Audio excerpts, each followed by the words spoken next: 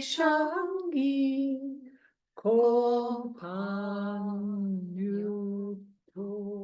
Shu. Let's do the four limitless contemplation.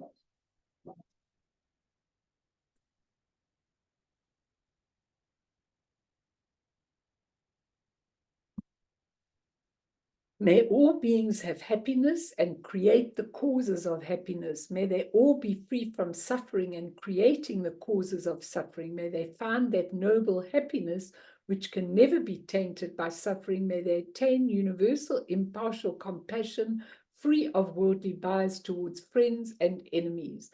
Semchen tamche dewatang deweju tang den pajuchik, dungal tang dungal chichu tang trawajuchik, dungal mepe dewa tampatang minra wajuchik, nering chaktang ni tandrawe tangnum chempo la ne pajuchik.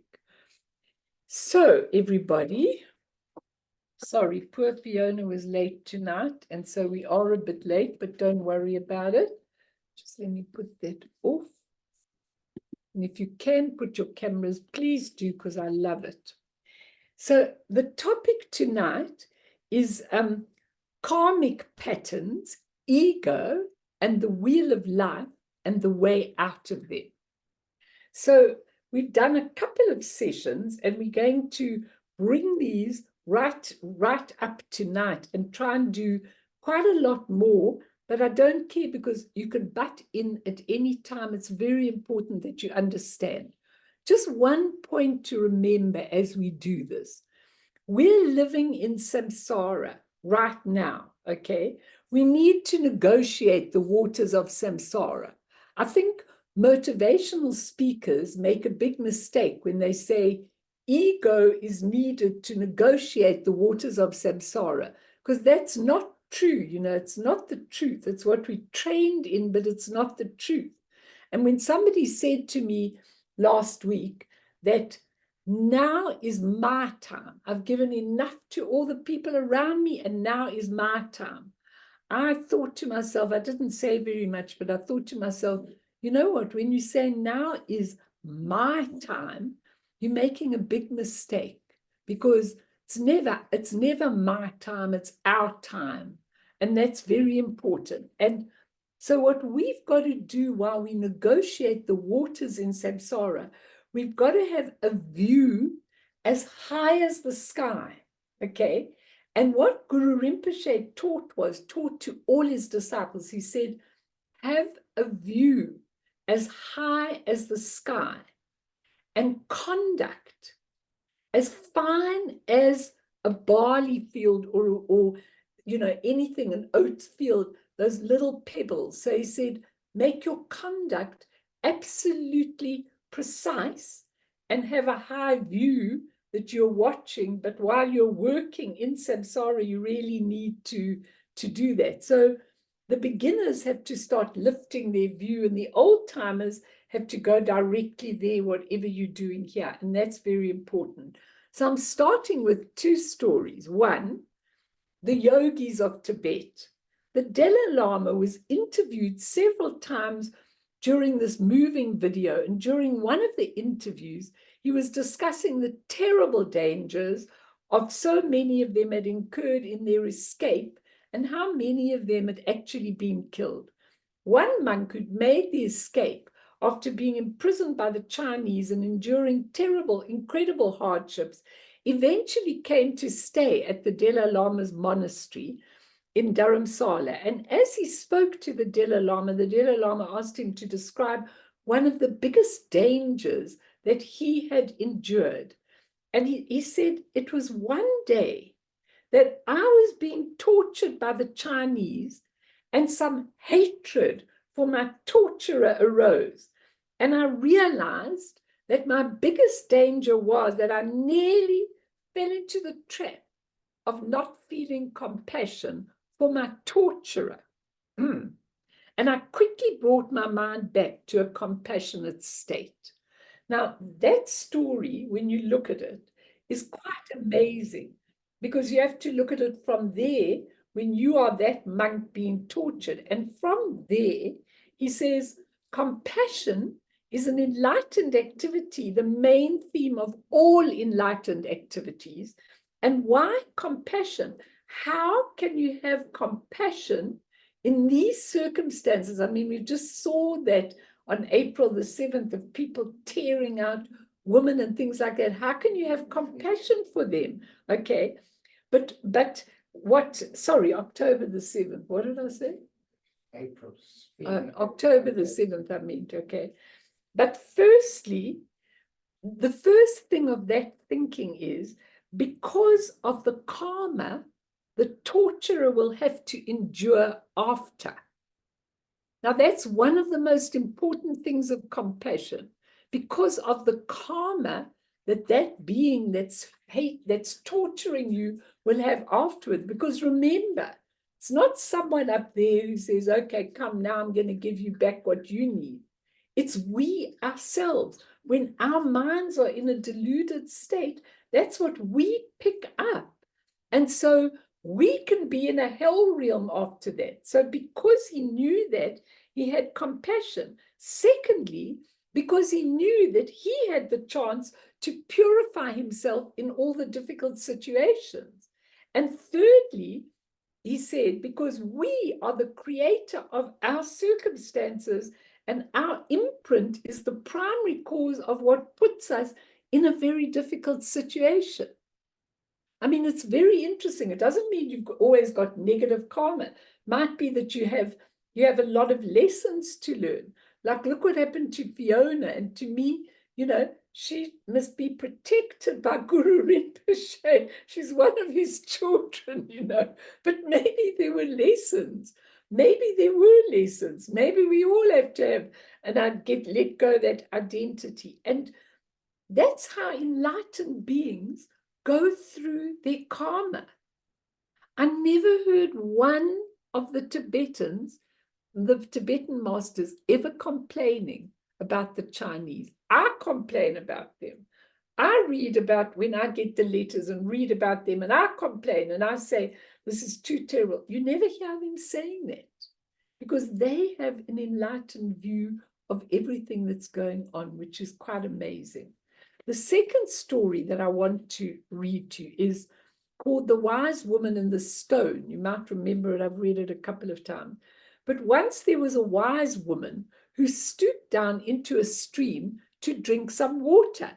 As she bent down, she saw a precious stone and picked it up and placed it into her bag. A little later, she came across a weary and hungry traveler who asked for her for food. As she opened her bag, he saw the beautiful stone and asked her for it. She gladly gave it to him. He went away delighted that he would be provided for the rest of his travels. The next day, he returned to the place where he had met her, and seeing her, he stretched out his hand to return the stone to her. Please, wise lady, I return your stone to you, so that I may request a little of the great treasure within you that enabled you so easily to give me the stone. Yeah, very interesting story. And it's kind of, which should we choose? When we look at it, which should we choose? The wealth or the beautiful wisdom that is really there probably for all of us if we do choose that. And so when we look at this, we actually begin to see that while we're in samsara, we have to develop beautiful qualities.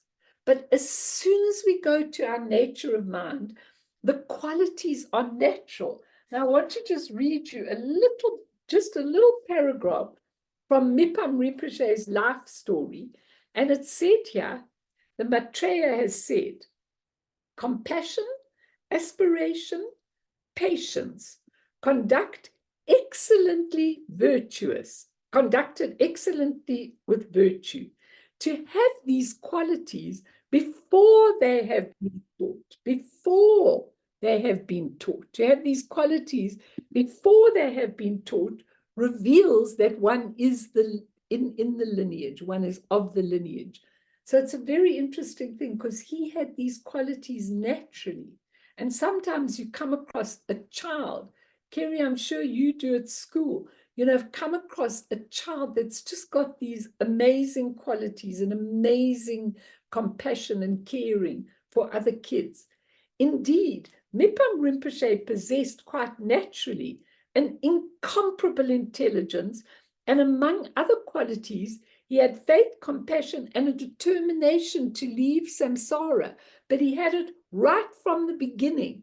And it says, until all his first teeth were grown, that was at 3, he possessed a clear, unforgetting memory of his previous lives. He knew all his previous lives. So he naturally had those qualities. Now, when you naturally have them, means you've pulled yourself out of samsara, and you really already have these when you come into embodiment. Oh, I'm sorry. I know we're having load shedding. Just bear with me for a minute. The lights will come on again now. I brought a light, but I forgot the time.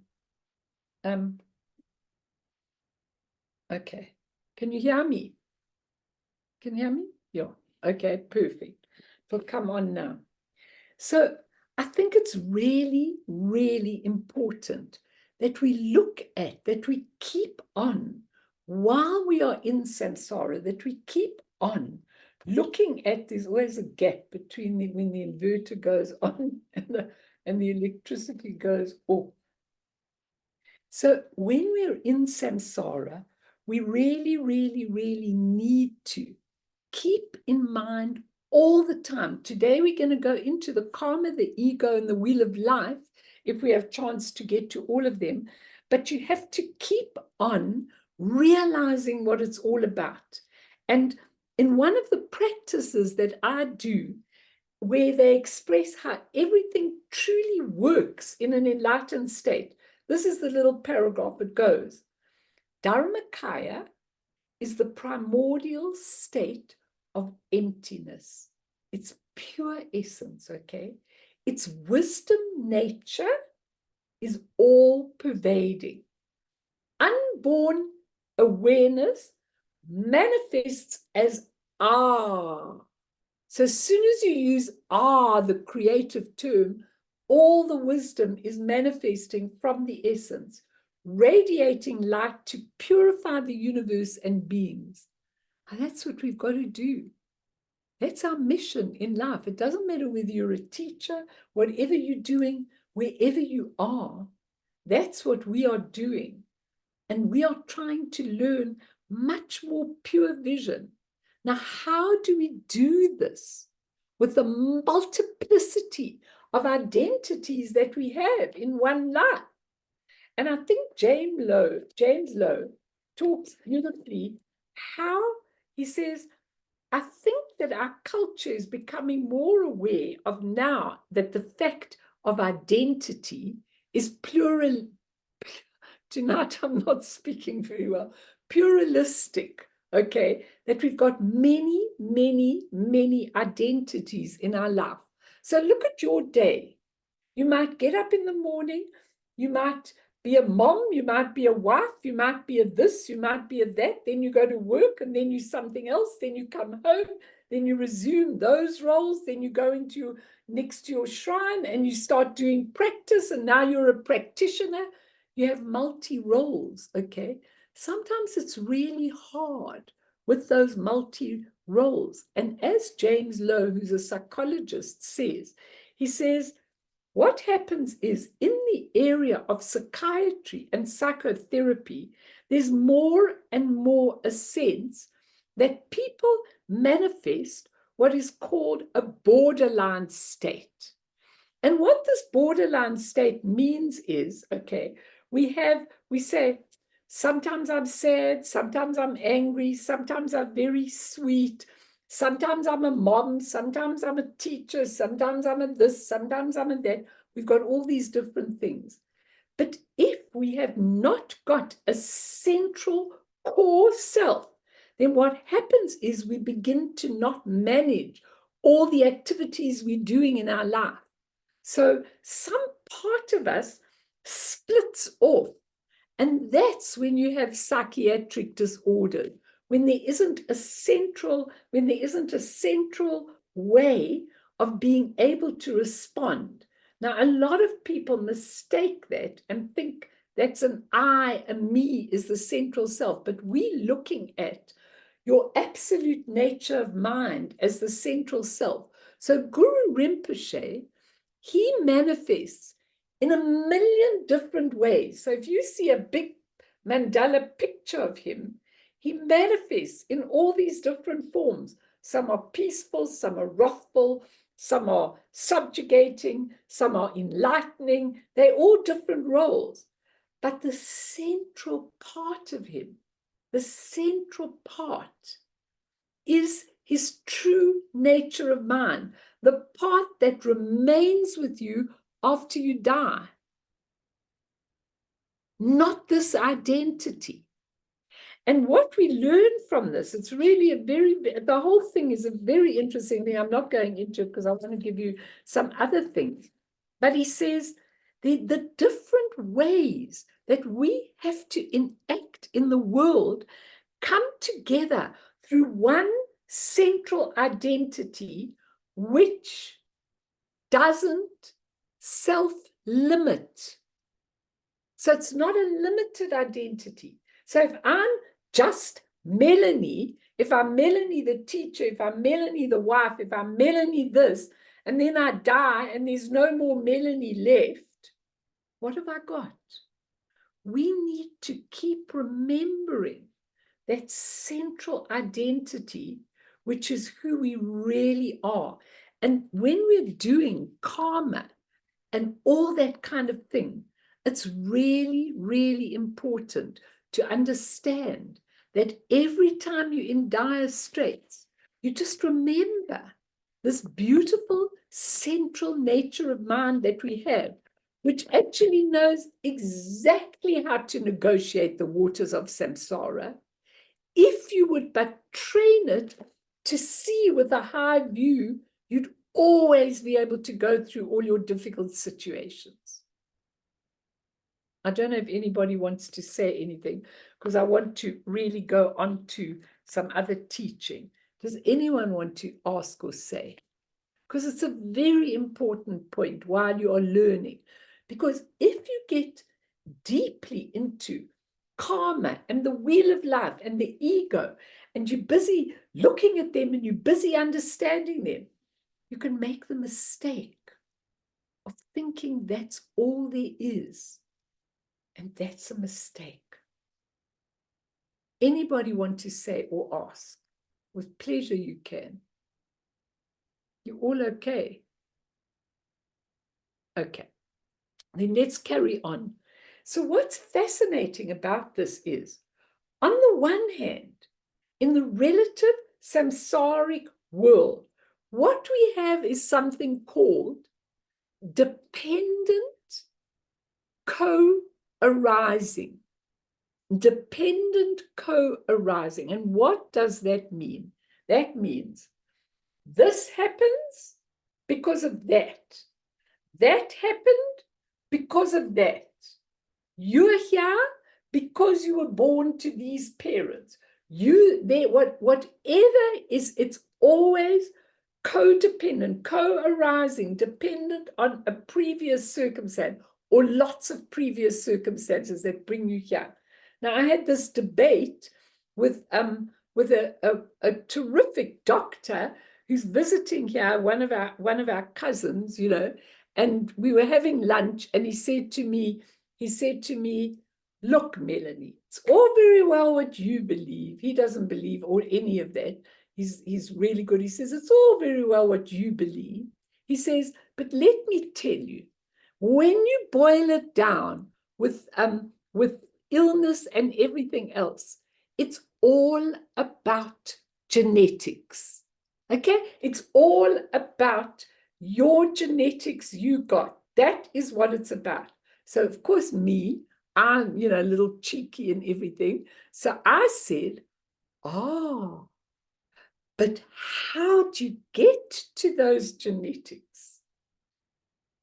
He said, Melanie, that's where you and I depart. Okay, we're not getting into that. We depart. That was the end of the conversation. Okay. I said, well, it's a great pity, because if you understood the impelling consciousness taking you into the genetics, it's actually got very little to do with your parents. It's got to do much more with your alaya consciousness and what catapults you into those genetics, because those genetics are absolutely clear from your previous imprints. Can you all understand that? It's very, very interesting. He can't see that, and he can't understand that. Okay, fair enough. I mean, he's an intellectual. He can't understand that. Okay, it's not possible. But all that we are in samsara are actors in a movie, and the movie keeps changing. It never stays the same.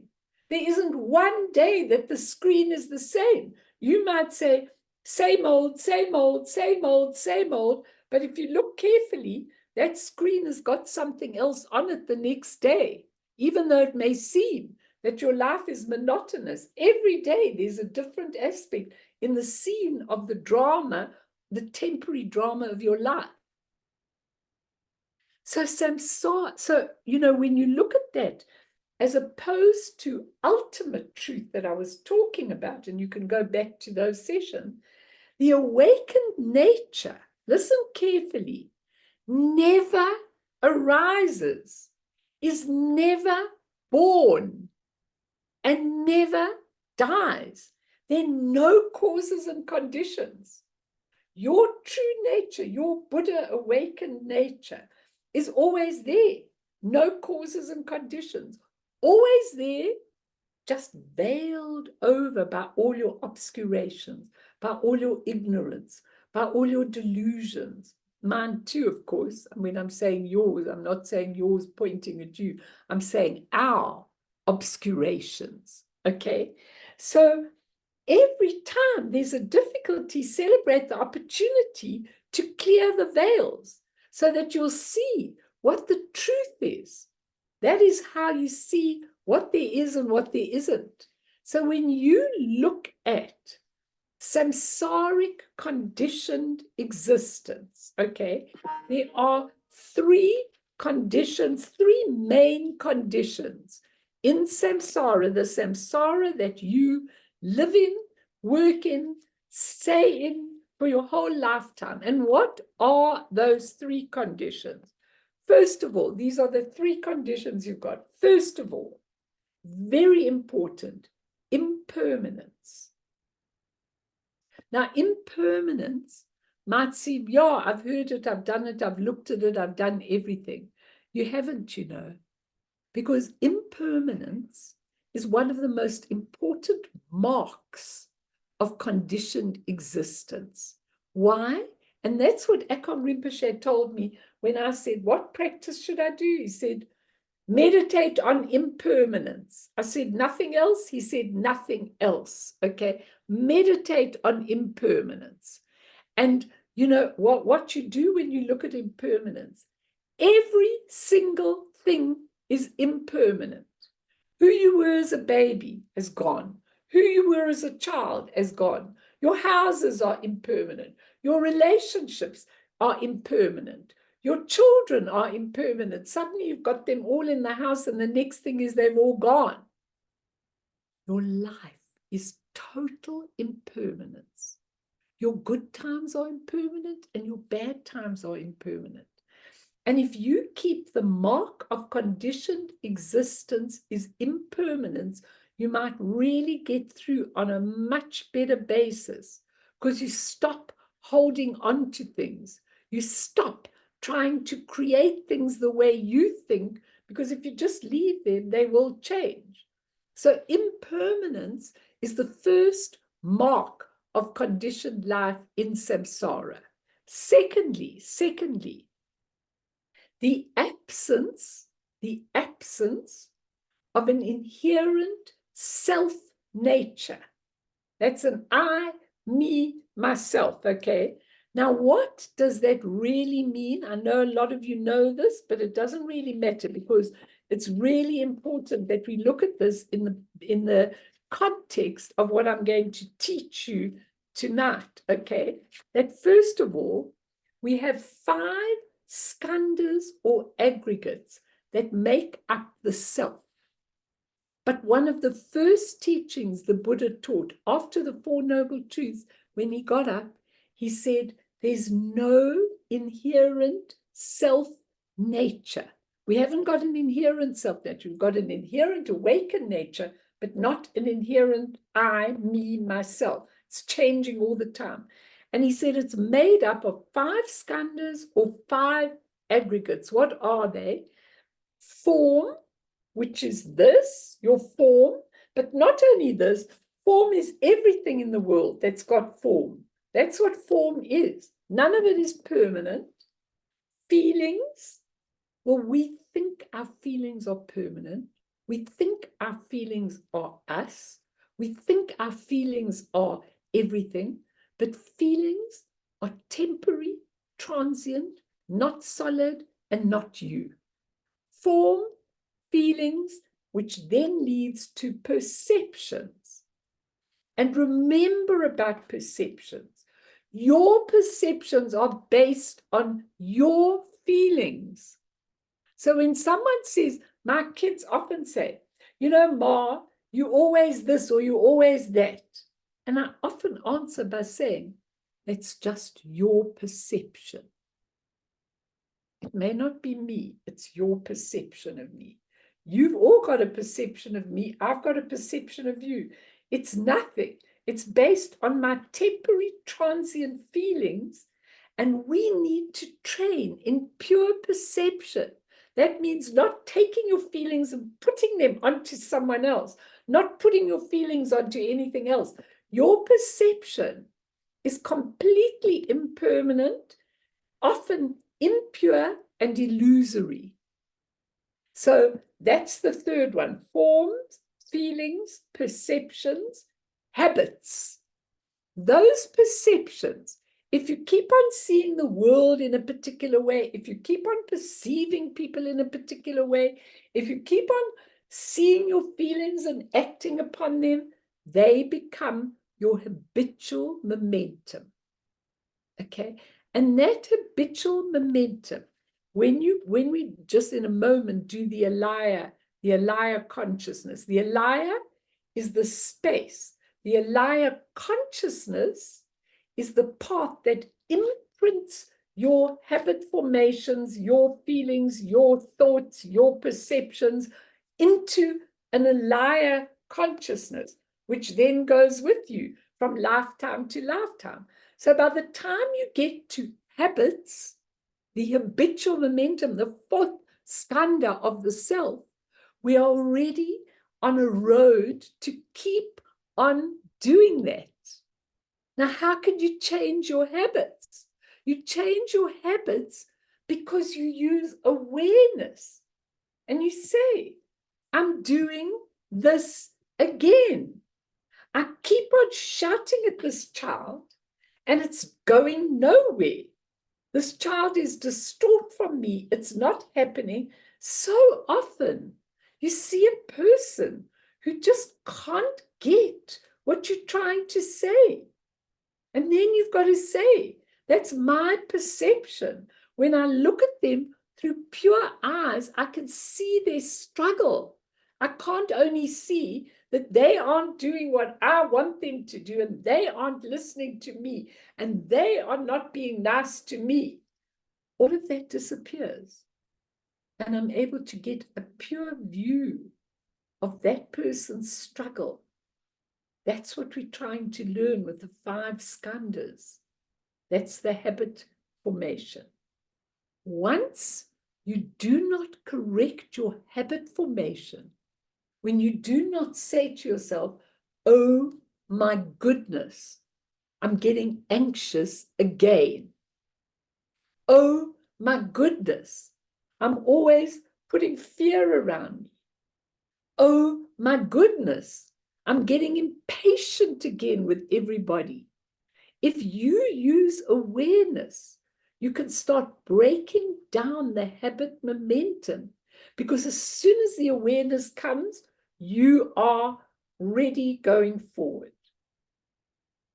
And once you do not learn to change the habit momentum, it goes into the human ordinary consciousness. So your consciousness now becomes habitual with all these imprints. That's what happens. That becomes your consciousness. And what does consciousness mean? What is human consciousness? We'll do primordial at another little time. But if you look at consciousness, it's a very, very, very interesting thing. That's the fifth skanda. Because consciousness has 8 levels. The ordinary human consciousness has 8 levels. First of all, 5 sense consciousnesses. Your sense consciousnesses are, for example, your eye consciousness, your ear consciousness, your taste consciousness, your sound consciousness, your touch consciousness. Now remember, if I'm a dead body and I've got 2 open eyes staring out, I can't see anything because I don't have the consciousness to see. So your consciousness is what drives everything. So you have 5 sense consciousnesses. But amazingly enough, your sense consciousnesses do not have any bias or any prejudice or anything. So actually, when you see with the 5 senses, you just see a form, but no opinion about the form. Then you go to the 6th level of consciousness, which is called the mind consciousness, which is what we train in meditation. Because the mind consciousness says, it's a boy, it's a girl, it's a room, it labels everything. It doesn't give its opinion yet, it's a cupboard, it's whatever it is. Your mind consciousness makes it into something. But remember, if I've got a table in the room and I'm thinking, this is a table, my mind consciousness says. Now comes a primitive man who sees that this is a wooden thing, and he says, this is a wonderful ship. I could turn it over and I could sail the oceans in the ship. I'll just put a little thing around and I'll have a ship. He's got a different mind of how he sees things. And remember that people of different cultures see things differently with the mind.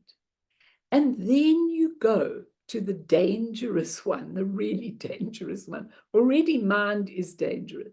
And that is the 6th consciousness, the 7th consciousness, which is called the klesha consciousness. Now that is the negative poisons, the positive poison. It's where all the emotions go. So now let's build up our whole thing. You got your eye consciousness, and your eye consciousness sees this person in front of you, no opinion. Your mind says, it's a man. It's a man that's well dressed. Your klesha consciousness says, I don't like him, or I'd like him for me, or neutral, positive, negative, or neutral. Now that the klesha consciousness, we have to stop ourselves from the bias of actually judging things, because from the mind consciousness to the negative, positive, neutral consciousness, the klesha consciousness, we start judging everything. And that's where the problem comes, because what you like and what I like are 2 different things. When I like something, maybe I'm desperate to have it. Maybe I'm not. Maybe I could just like something and just see it for what it is. But that klesha consciousness is where the dangers come in. So what we're trying to do, you know, when I'm sitting with Lama Yeshe Rinpoche, you never see him judging things. He just states things. It's almost as though he's got that equanimity in life. You know, he's trained that mind so much in meditation, it doesn't put his own opinion onto things, which is where all the trouble caused. Now, the eighth consciousness is called the alaya consciousness. Sometimes in books, it's called the substrate consciousness, the alaya or the substrate consciousness. And what is that? That alaya consciousness, the eighth level of ordinary consciousness, is the consciousness. First, there is the alaya. The alaya is like wet cement. Okay, it's just plain, hasn't got awareness, the alaya. It's just like a blank slate. Okay, and then the alaya consciousness, tat, the alaya consciousness is the consciousness behind the alaya or behind the substrate into which all the imprints are imprinted. So when you think, when you feel, when you judge, when you hurt, when you love, it all makes a karmic imprint. And if it's a negative karmic imprint, like say you hate somebody and you kill them, which we see in our land like every other day, I mean, not every other day, every day, people just kill other people they don't like or whatever the case is, that makes a deep karmic imprint. Sometimes you just get a very little shallow karmic imprint, and that'll even itself out. But when you get a habitual momentum imprint that really drives you in your life, when I've got people in front of me, I can very, very quickly see their habitual, repetitive karmic imprints. How can I see? Because I see what they're going through in their life, what they've created, what's in their alaya consciousness. And because it's in their alaya consciousness, so that situation manifests itself. Now, it's not God who puts that situation there, whatever. It's not that this person came along and hard luck that I was there when he came. No, it's your karmic imprint that actually produces the ability to have this situation in front of you, because it's a chance when you recognize, you re-know your karmic imprints and your habitual tendencies. So it's extremely important when you look at all of this. It really, really is. Because even if you've done this for a long time, it's really important. Tatiana, the psyche belongs in the ordinary consciousness. So that's where all the psychology is, all of that stuff is in the psyche, in this ordinary consciousness. Not tonight.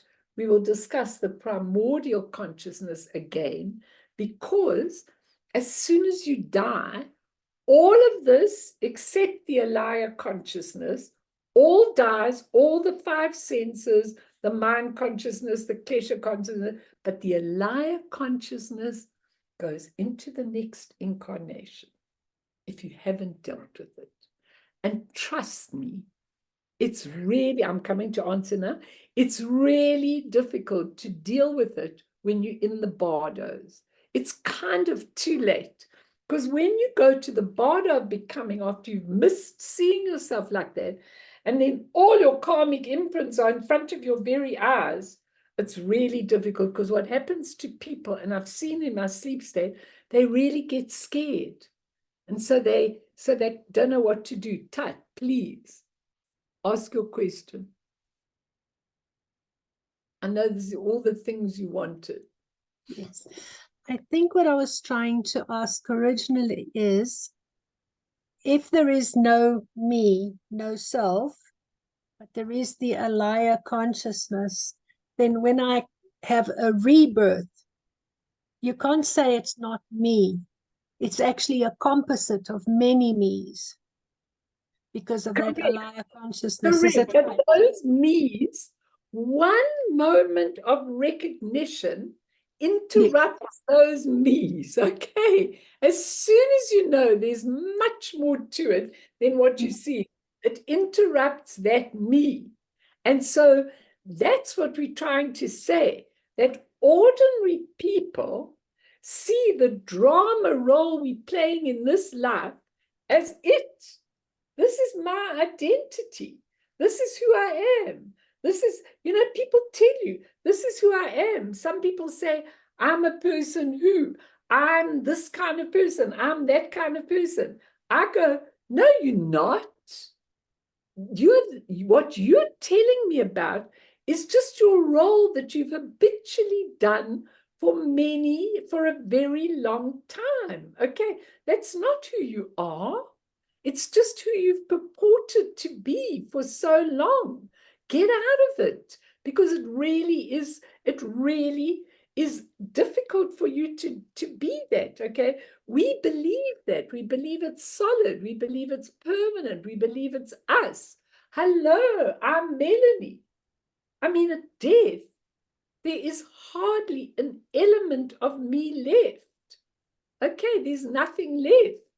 And it's interesting because I always tell the hairdresser when I go occasionally that the hair and nails are the two waste products of the body. Okay. So even when people attain the rainbow body, the hair and nails are left behind, so I wonder why we care for them so much. It's just funny what I'm saying. Okay. But I mean, isn't it ironic, Tati? Yes, it is. Because people are so focused on the outward, the hair and the nail, and forget what's important. You forget, and the thing is that all of you sitting here can't forget. You absolutely can't forget, because we need to change this. We need to change this in every conceivable way, so that by the time we come to the portal of death, we are so used to even glimpses of that nature of mind that everything can go. My beautiful story I always tell, which is such a lovely one, too, I want to tell you. So, and then we'll do a meditation.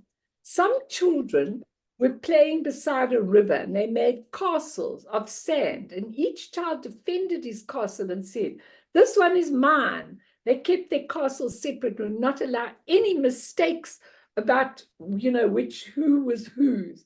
When the castles were all finished, one child kicked over someone else's castle and completely destroyed it. The owner of the castle flew into a rage, pulled the other child's hair, struck him with his fist, and bawled out, "He has spoiled my castle. Come along, all of you, and help me punish him as he deserves." The others all came to his help. They beat the child with a stick and then stamped on him as he lay on the ground. Then they went on playing in their sand castles, each saying, "This is mine. No one else may have it. Keep away. Don't touch my castle."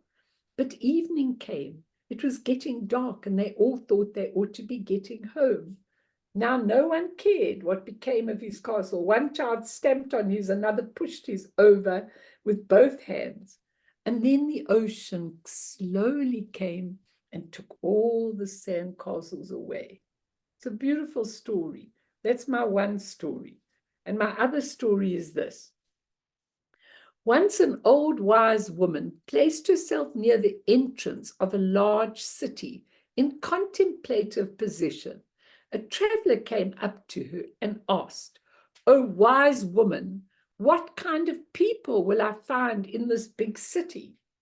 "What kind of people did you find from the city from whence you came?" she inquired.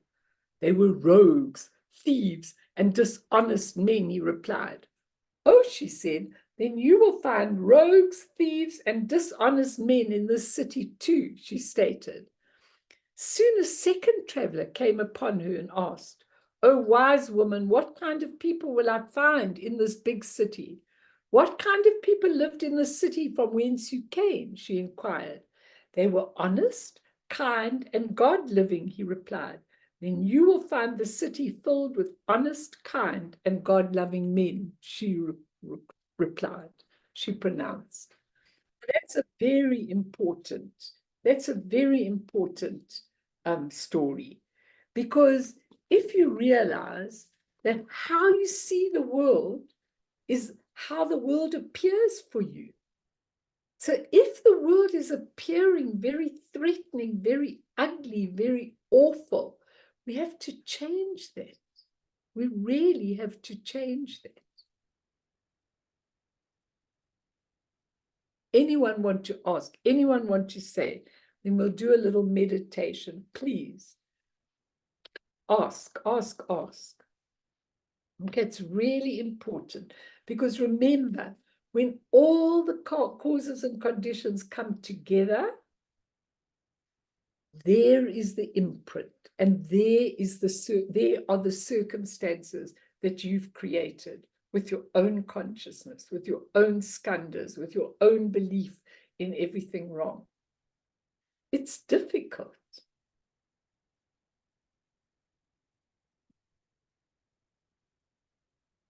Anyone want to say or ask? Please, you can ask again, Tatiana, if you want. I don't mind. Anybody? I feel as if I ask too much all the time. No, ask. I'm very happy, because you know what? What you're asking is what people want to ask, but some people are a little shy to ask. Mel, just a quick one. My mom actually wanted me to ask you something. You know, obviously she works in animal rescue, and today she had a terrible, terrible case in the townships where a person really, really hurt these two cats, and she had to have them euthanized. They were so bad. And she said to me, like, she was so angry, and she said she knows as a Buddhist that she has to feel compassion for this person because they are going to have very bad karma for these acts. And that's what you were talking about tonight. So it's, yeah, I can tell her. Yeah. And tell her, you know, that she should feel compassion for people who really hurt animals or are cruel to animals. But those people are really hurting, like in their circumstances. They're like so angry, I suppose. Yeah. Anyway, I'll get back to it. Thank you. But it's very interesting that, because I feel to myself, you know, in a way, when people are really upset about their circumstances, upset about everything that's happening in their life, it's so interesting that they will kick a dog.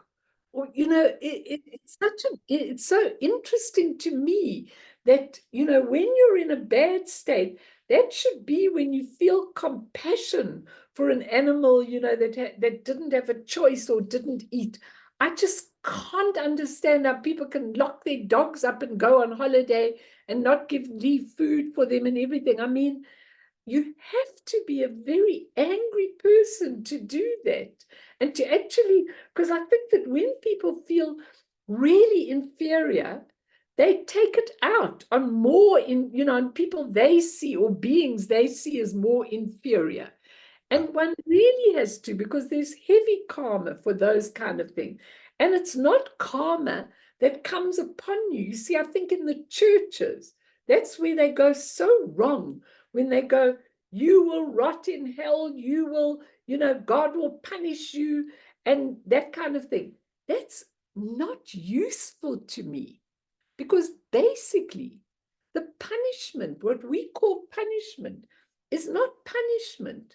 It's a state of mind that you've put yourself in by hurting lots of people and by really doing things in your life. And so automatically, when your consciousness dissolves and you've just got that alaya consciousness, it goes straight into, if you've really been cruel. Like, you know, when I look at Putin, I can't believe what this man does to other people, any opposition, anyone who does anything. He just has them poisoned, killed, plane crashes, whatever else. Now figure out, I was saying yesterday morning, how will his mind be won't be someone punishing him. It'll be his mind in a killing state, his mind in a hell realm, which will repeat on him over and over and over again for a long, long time, until suddenly he says, there must be more to this. And then starts the lifetimes when they do realize where they are, starts the lifetimes of terrible suffering. Then people go like, how can God allow a person to be so low, so awful, so everything? And I know that it's not God or whatever you call it that gives them that. It's their own state of mind that brings them into that condition. And there's no other way their mind can go after all of that. So it's a really interesting thing. And what I want to say to all of you is that the human psyche, especially for you, Tatiana, the human psyche, our psychology, reinforces the ego as the prime mover. Okay, so the psyche reinforces it. The ego does anything, I was saying last week, to get safety for itself, and it all revolves around I, me, and mine. And the psyche that most people deal with in psychology reinforces the ego as the prime mover. So it's a very interesting thing, because we have to completely come out of that. We have to completely come out into a state of equanimity where we really understand. Now, I am absolutely ready. We're going to do a meditation to take you through the wheel of life, which is, for me, I know a lot of you have studied it and I've got talks on it, but you know what? I want to do this when you're fresh, not at the end of the session. I want to do it at the beginning of the session. But when you look at the wheel of life that the Buddha gave, it is one of the most fascinating teachings in Buddhism, because it shows you step by step by step how you got into the situation, and step by step by step how you can get out of the situation and off the wheel of life. But look at ignorance. Look at ignorance in the world. There are so many people who say, people come up to me, even today, someone came up to me and said, I believe you believe in reincarnation. So I went, what's that? What's that, But actually, reincarnation is not a good term, because it's better to call it rebirth than reincarnation. But you know what? Reincarnation is a subtle term, because all it's really doing, none of this is really for real. It's all an illusory drama. But when we are creating the same thing over and over again, of course, how could, if a child dies at 1 or 2 or 6 months, are you actually saying, well, that's the end of their life? That's the end of their chance to do anything. And also, sorry, Dani had to go tonight, but she asked me, how come there can be more souls or less souls? If you want to call it souls, we don't call it souls in Buddhism, consciousnesses, at one given time on the planet. Does it mean all of those died? Does it mean now there are more consciousnesses being created? No, it doesn't. Because there's so many realms. There's so many universes. Buddhist cosmology tells you in the 5 Buddhas, in one pore in their being, there are hundreds of universes. So this is not the only place you can have rebirth, the only place you can enter. There are different types of birth. There are different universes. There are different planes. We've just got to go through this plane that we're doing it on now, the human realm.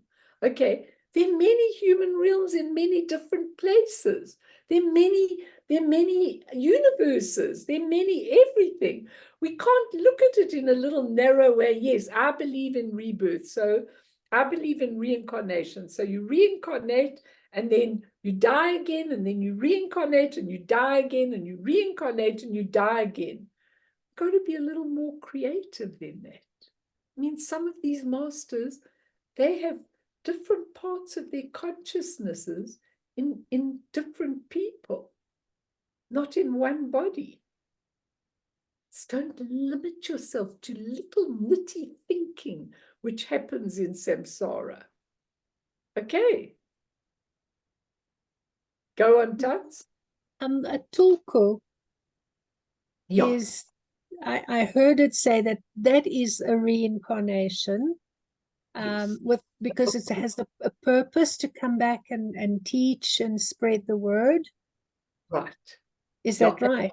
Yes, that's right. And a tulku, they actually, they actually choose it happened quite a long time ago. They actually choose to come back in the same, not in the same form, in completely different forms. Sometimes it's quite an old, quite a sort of a stern, angry type of person, comes in a wrathful form, and then they might come in a beautiful, kind, gentle form. I remember Kalu Rinpoche, some of his students said, Rinpoche, you're going to come back. I think you should come back again. And I think it was him or one of them that said, not like this again.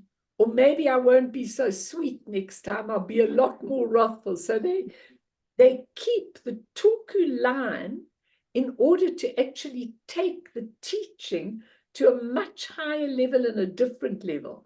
Now, if you take somebody like that's here now, called Zongsar Khyentse Rinpoche, and I listened to a lot of his teaching, Zongsar Khyentse Rinpoche comes from the Khyentse line, who were among the finest lamas in Tibet.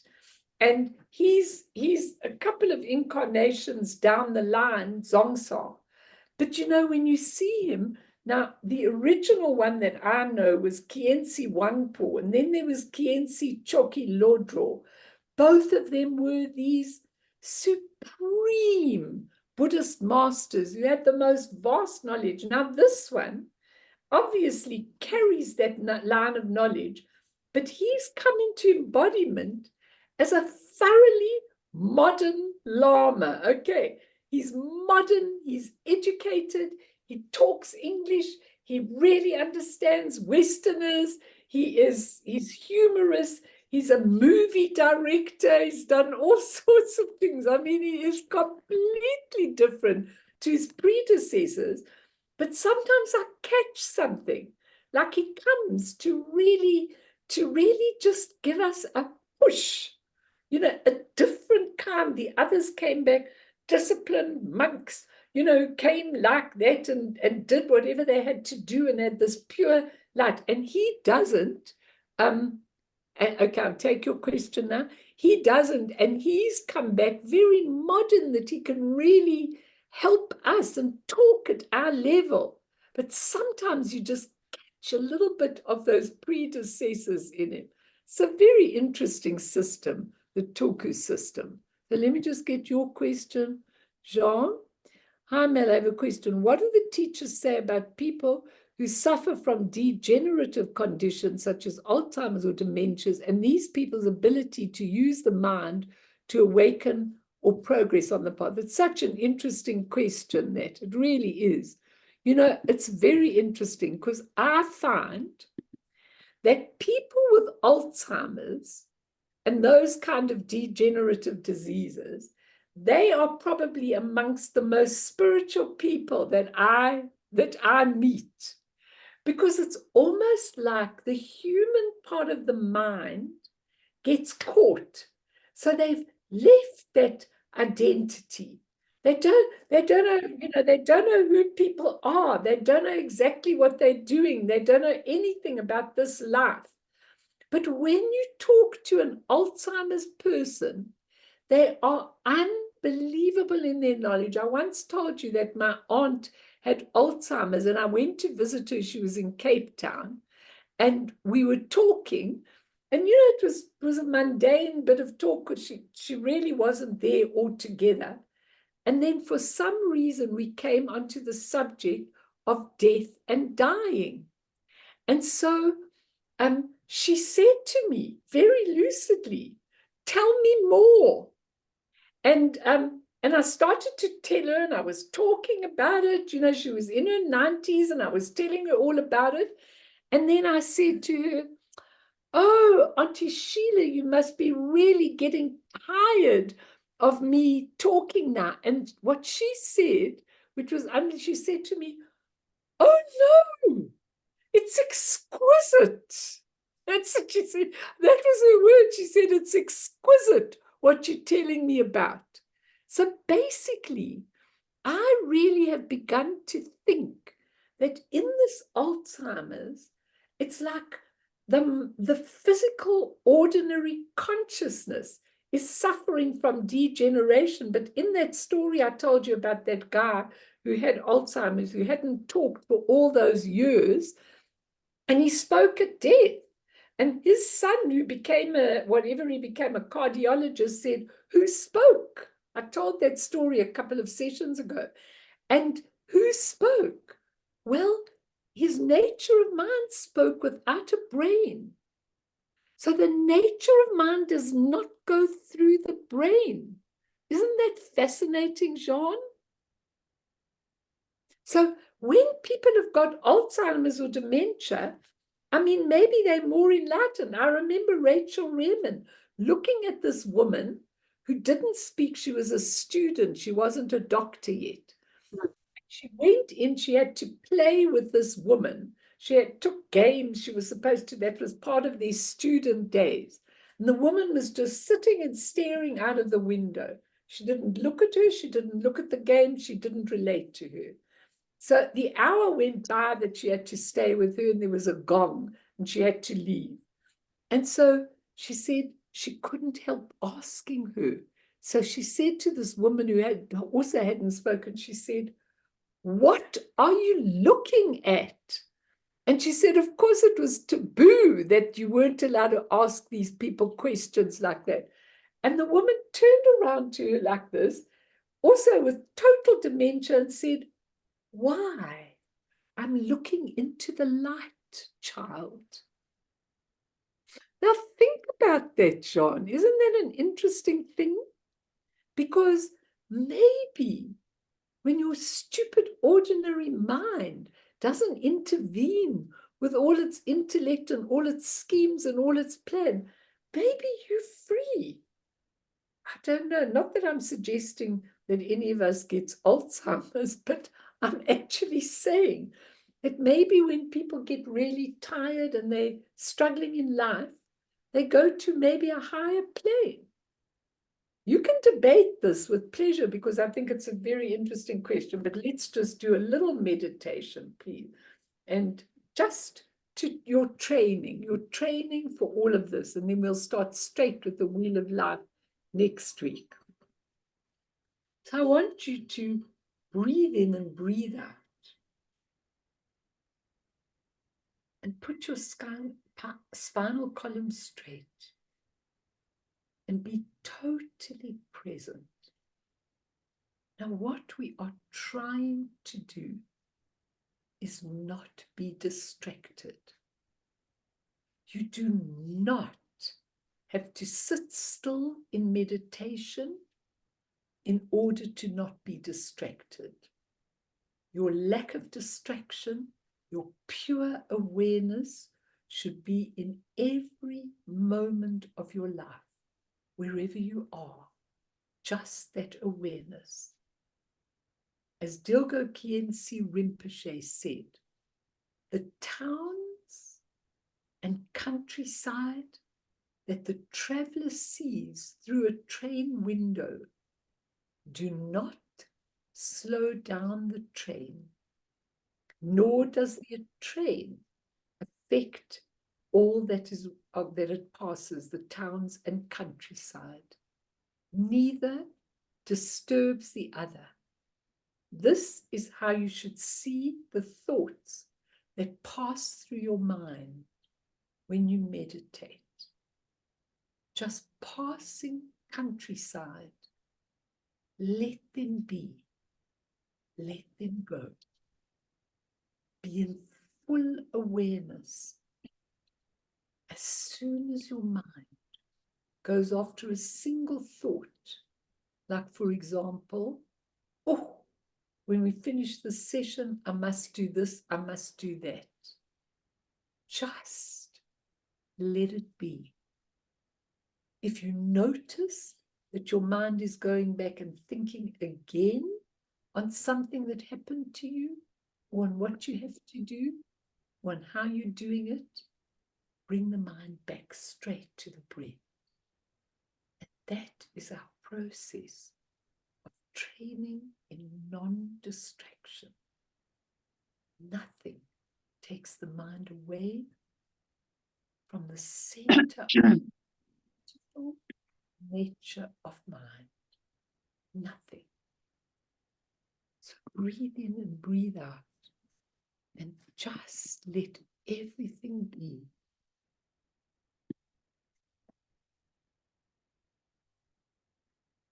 Everything not distracted in any way or any form.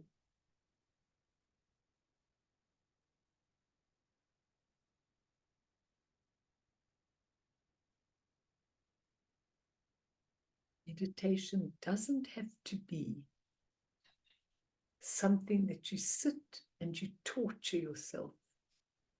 It's simply a beautiful way of being. And your thoughts and feelings are transient, temporary, impermanent, not you. And you could just let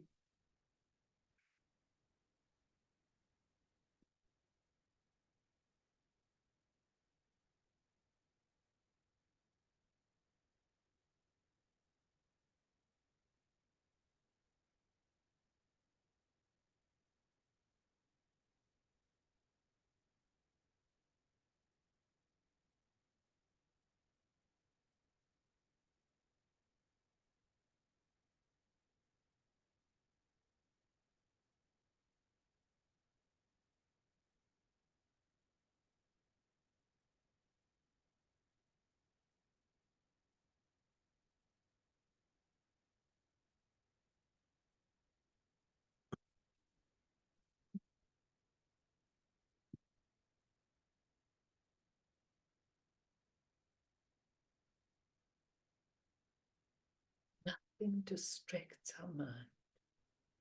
It's purely here in the presence. Noises, disturbances, everything doesn't detract from that beautiful center of awareness.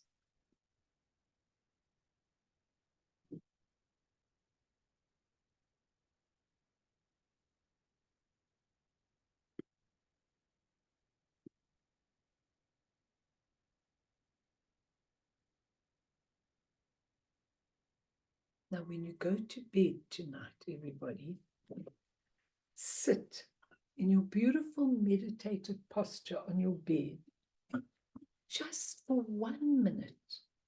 Remember in the beginning, I told you that the I've told you a lot of you to Google that R letter, Tibetan letter in the rainbow. Have you got it around, Fee? But you've got your other computer, so don't worry if you haven't. If you've got it, that'll be great. You know, the R with the rainbow light around it. Do you have it, Fee? Because when you go to bed, which is just now, you sit on your bed and you breathe in and out. And you take that beautiful R, which is in your heart. There it is. Thank you, Mim. She's got it there. That beautiful R with rainbow light around it, which is in your heart. And the R goes out, it actually dissolves everything around you before you go to sleep. It just dissolves it and comes back into the eye in your heart. And that's how you go to sleep. In a peaceful, non-distracted state, you just put your head down and you've got everything in here, in that beautiful eye. And that's how you go to sleep at night. There we go. Thanks, Fee. Shame. On this computer, I'm sure that it is hard. Difficult. Don't worry, because Mimi, there we are.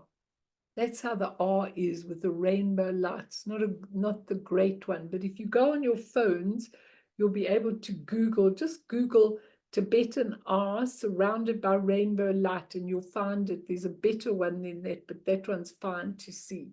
So it's in your heart, goes out, dissolves everything into rainbow light and comes back into your heart. And that's how you go to sleep with clear vision. Thanks, Fee.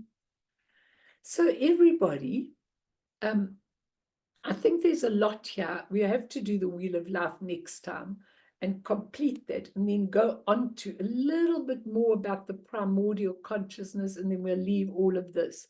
But I think if you need to go back to some of the sessions that I've been giving, because I think that it's all there. A lot of people are watching them.